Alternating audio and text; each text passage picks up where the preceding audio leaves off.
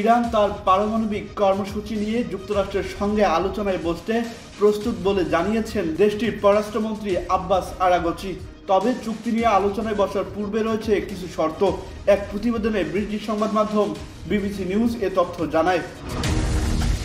প্রতিবেদনে বলা হয়, আগামী শনিবার 12 এপ্রিল যুক্তরাষ্ট্রের সঙ্গে আলোচনায় বসার জন্য ইরান প্রস্তুত বলে জানিয়েছেন আব্বাস আরাগচি। তবে সেক্ষেত্রে শর্ত হচ্ছে মার্কিন প্রেসিডেন্ট ডোনাল্ড ট্রাম্পকে প্রথমে সামরিক হুমকি বন্ধ করতে হবে, এরপরেই পারমাণবিক চুক্তি সইয়ের বিষয়ে আলোচনা শুরু হতে পারে। আরাগচি বলেন, আমরা কূটনৈতিক সমাধানে বিশ্বাসী, কিন্তু যুক্তরাষ্ট্র যদি আমাদের বিরুদ্ধে সামরিক হুমকি দিতে থাকে তাহলে আলোচনা অর্থহীন হয়ে পড়বে। 2015 সালে স্বাক্ষরিত joint comprehensive plan of action JCPOA থেকে যুক্তরাষ্ট্র একতরফাভাবে বেরিয়ে গেলে এই চুক্তি ভেঙে পড়ে। ইরান তখন থেকে ধাপে ধাপে তার পরমাণু কর্মসূচি বাড়িয়েছে। তবে সম্প্রতি ইউরোপীয় ইউনিয়ন ও অন্যান্য শক্তিগুলোর মধ্যস্থতায় আলোচনা পুনরায় শুরু হতে পারে বলে আশা করা হচ্ছিল।